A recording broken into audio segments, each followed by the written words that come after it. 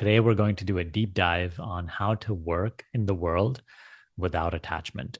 Hello, my name is Sunny Sharma, and here on this channel, we study and practice the teachings of the Gita with great devotion.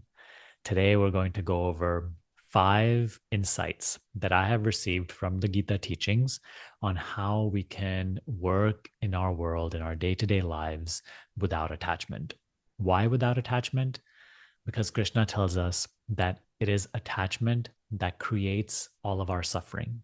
It is attachment that binds us to the world.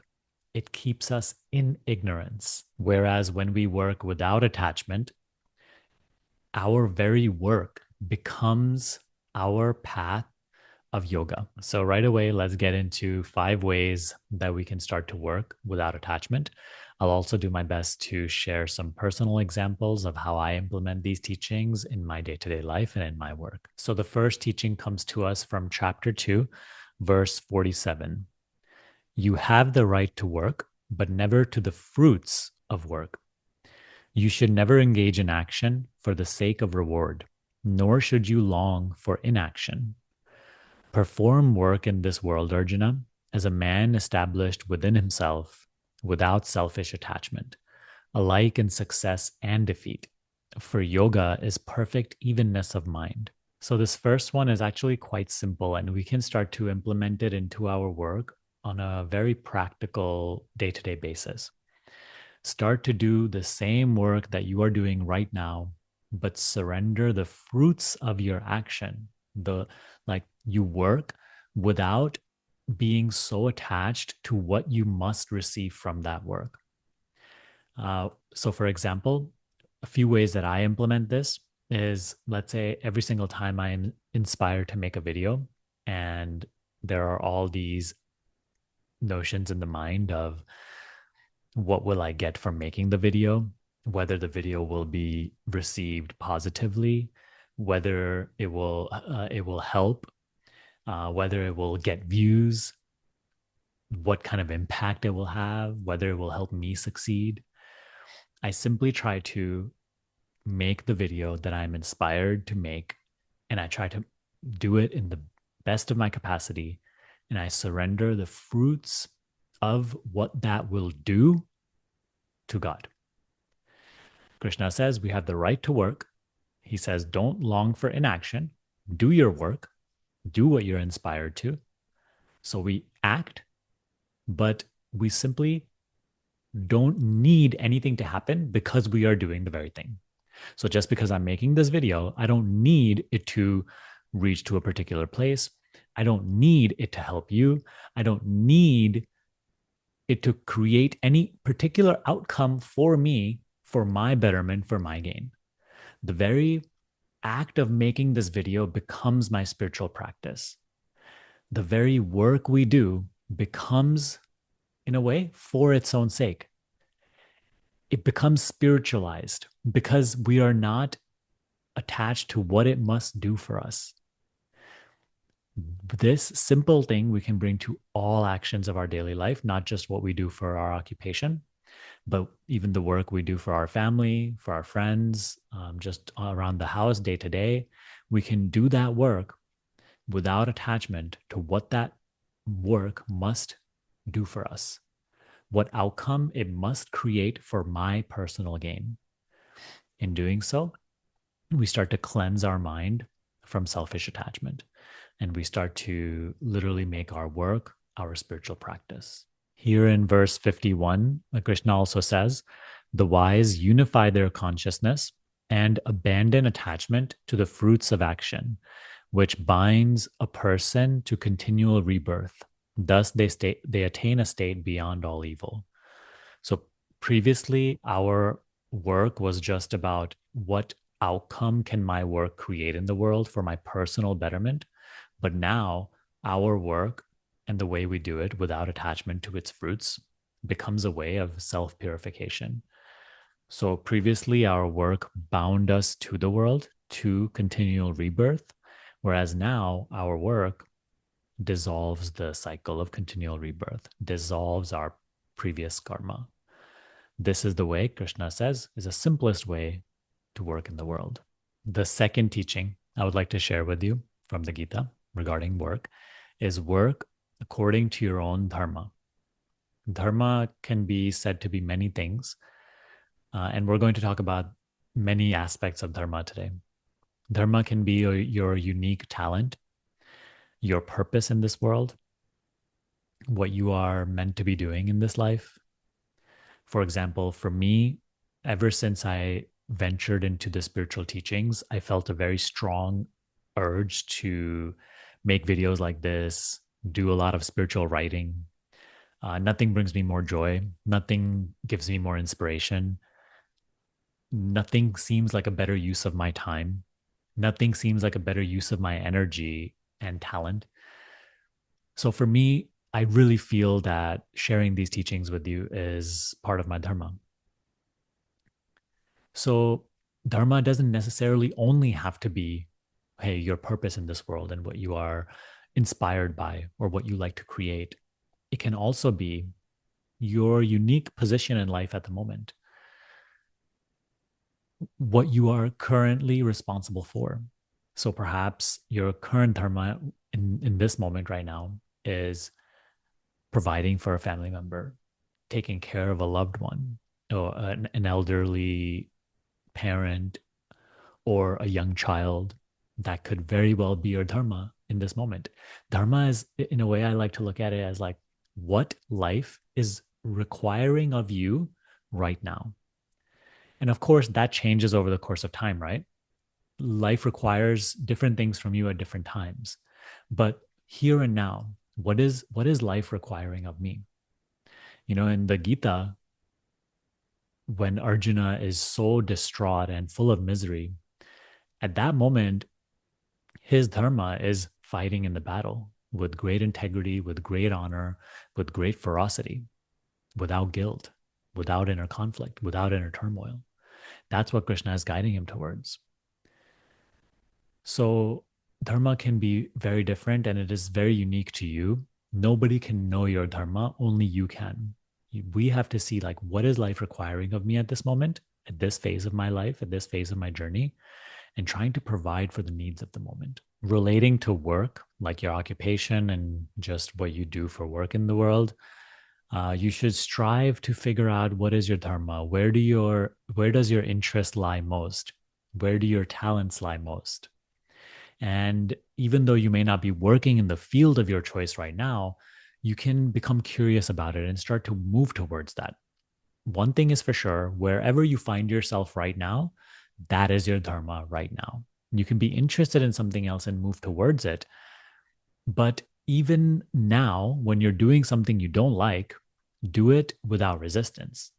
In that, even when you're working in a role that you don't like, you'll be fulfilling your dharma as long as you do it without resistance. And here we have a teaching from Krishna from chapter 3, verse 35.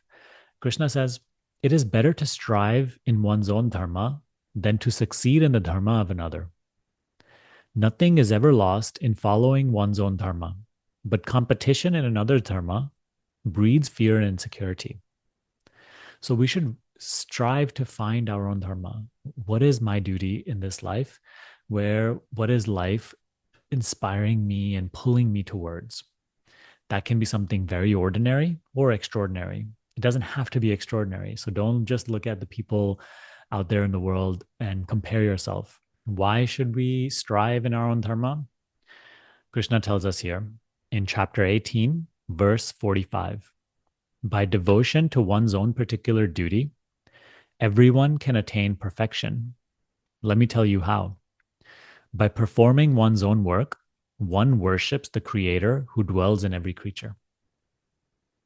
One worships the Creator who dwells in every creature by just performing one's own work, whatever that may be. Such worship brings that person to fulfillment. It is better to perform one's own duties imperfectly than to master the duties of another. By fulfilling the obligations he is born with, a person never comes to grief. No one should abandon duties because he sees defects in them. Every action, every activity is surrounded by defects like fires, as a fire is surrounded by smoke. So perform your own duties no matter what that is, no matter what life is demanding from you. Do not abandon your duties, just like, right, Krishna is telling Arjuna, don't abandon the war, the battle, fight in the battle.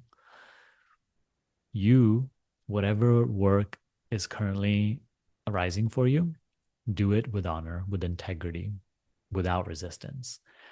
I find there are plenty of areas of my job that I like. There are plenty of areas of my job that I don't really enjoy doing. With this teaching, I do my best to do the parts of my job that I don't like without resistance. Even the ones that I don't enjoy, I try to do it to the best of my ability without resistance.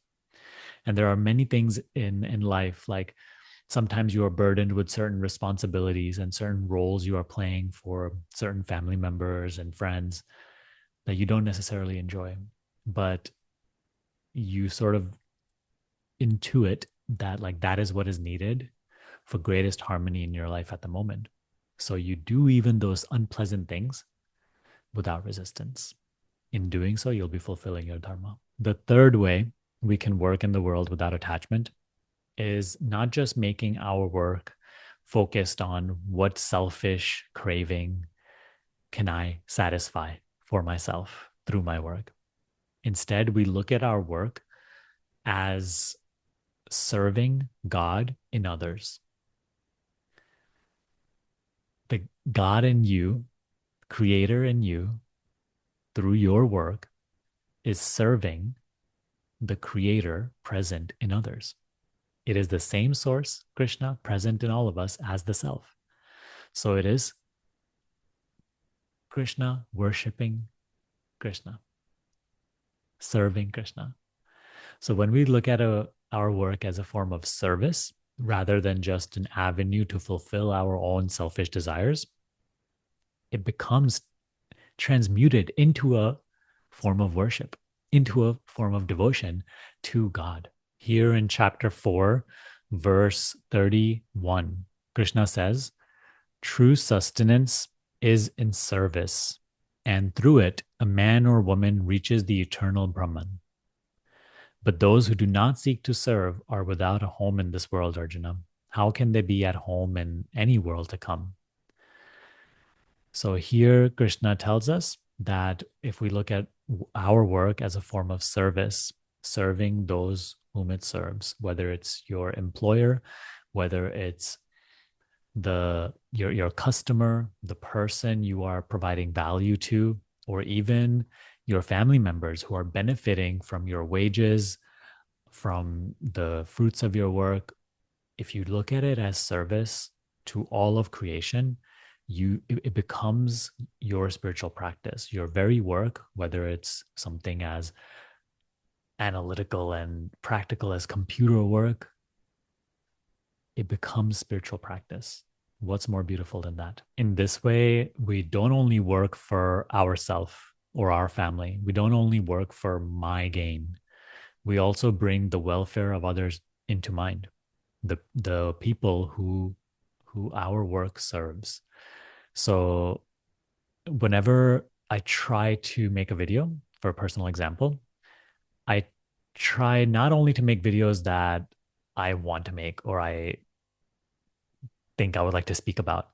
I try to see like what would my audience like to hear about? What would help them in their spiritual journey?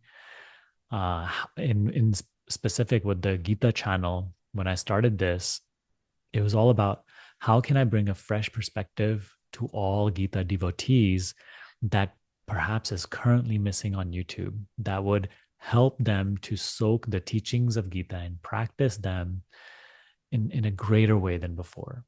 So that's sort of like one inspiration behind the videos. Of course, I'm really interested and inspired and passionate about this, but also it's like we can start to bring the betterment of others, the ones who we seek to serve, in our, like that intention can come into our work, because in serving others, we are serving the creator. Krishna says here in chapter 3, verse 19, strive constantly to serve the welfare of the world. By devotion to selfless work, one attains the supreme goal of life. Do your work with the welfare of others always in mind. It was by such work that Janaka attained perfection. Others too have followed this path. So you see, then our work also becomes our spiritual practice. Devotion to selfless work, one attains the supreme goal of life. Our work is no longer just focused on what it can produce in the world. It's the avenue for spiritual growth, for self-realization. And these things that we are talking about today aren't just for some future fulfillment. I've found that the more that I work in the manner that the Gita teachings propose, we find greater fulfillment in our day-to-day lives, moment by moment. We are able to enjoy and appreciate the simple moments of life, doing the work, even when effortful, even when sometimes painful, rather than always just seeking some future experience where greater happiness may be for me. So it's a wonderful way to be. It is difficult, however, to practice these teachings in day-to-day life. So if you need help and support with your Gita practice, check out our study group down below in the description. It is a wonderful community where you can ask questions, share insights, and get support with a community full of Gita devotees where we all together practice the Gita teachings and grow in the understanding of our true nature together. So with that, let's get into the fourth way we can work without attachment in the world. This one is really close to my heart. Up until today, we have always made our money or our possessions or our title our safety in the world. That's where we derive our safety from. So the fourth step to working without attachment is to make God our only safety, our only security. Here in chapter 18, verse 57, Krishna says, "Make every act an offering to me. Regard me as your only protector. Relying on interior discipline, meditate on me always. Remembering me, you shall overcome all difficulties through my grace." He urges us to act in this world with courage, always knowing that Krishna is our protector, that we are backed by Krishna's intelligence, his strength, his guidance.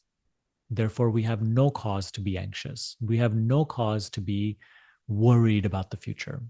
In the face of worry, in the face of anxiousness, in the face of selfish attachment, we turn to Krishna. We rest in his presence. We stand in the conviction that it is he who guides our action. And we do whatever our dharma requires of us without resistance, without attachment. We keep moving forward, where God is our only security. So when you're walking the spiritual path, there will be many phases where things are very uncertain. You are literally like sometimes it feels like you're falling into the unknown. The future is entirely unknown. So many unstable components in your life. You don't know if you're going to be okay. Sometimes you don't know, oh my God, how am I going to pay the bills next month? Or you don't know how I'm good, my body's going to be okay in the future, or you're going through an illness and you don't know if you're going to be okay. In the face of all worldly threats, in the face of all struggles, financial, relationship, work, health, you trust Krishna as your only security. On the level of day-to-day life, you do what is needed of you, what is demanded of you, trusting that Krishna is guiding your action and that you are always experiencing Krishna's will. You are always experiencing what Krishna has deemed fit for your spiritual growth. Therefore, you never resist, and you are willing to face every experience Krishna sends your way. What an amazing way to live. That dissolves our fears, that dissolves our anxieties, that gives us no reason to attach ourselves to any experience. Never be anxious. Surrender your life to God. Trust your life to God. Now, the final and fifth teaching by Krishna on how to work in the world without attachment is keep an even mind through highs and lows, through the good times and bad, through success and failure. Remain non-attached. Here in Chapter 2, verse 56, Krishna says, neither agitated by grief nor hankering after pleasure. They live free from lust and fear and anger. Established in meditation, they are truly wise. Fettered no more by selfish attachments, they are neither elated by good fortune nor depressed by bad. Such are the seers. So Krishna guides us that, hey, in your life, there will be plenty of upswings and downswings, good fortune and phases of bad fortune, phases of success, phases of failure. Even when you are working in your own dharma, sometimes you will fail. You will experience failure. Krishna guides us in the Gita. Keep an even mind. Experience the good, but don't attach yourself. Experience the bad, but don't resist. Krishna says, the wise continue to do their work and are not moved by what happens, knowing everything to be the work of the gunas, sattva, tamas, rajas. They remain non-attached. They let life move about without getting so deeply involved in what must happen and what should happen for my sake, for my benefit. When we remain even-minded through the ups and the downs, we start to climb the mountain of spiritual awareness. We start to grow in awareness of Krishna's presence within our heart. When you are experiencing success, credit God for your success. When you are experiencing failure, don't become insecure. Persevere. Remain calm.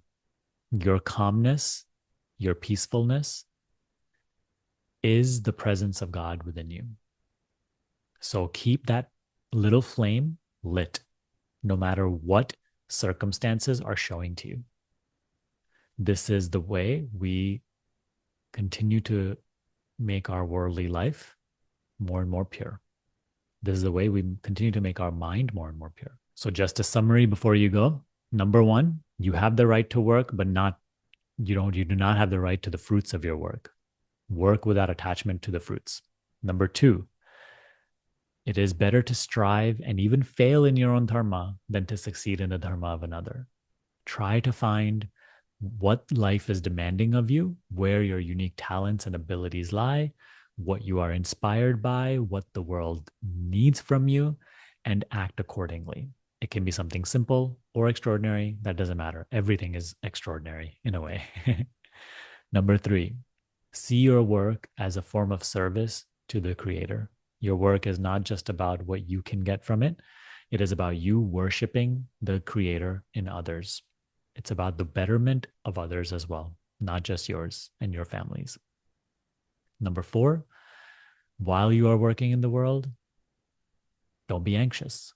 Make God your only security. Yes, on the superficial level, your money is your security, your possession, your house, your car, and your titles are your security. But this is only superficial. They can all be taken away from you in a moment. Your God, yourself within, is your only security, your only stability. Source the sense of safety and security only from God. Surrender your life to God and trust your life to Him completely.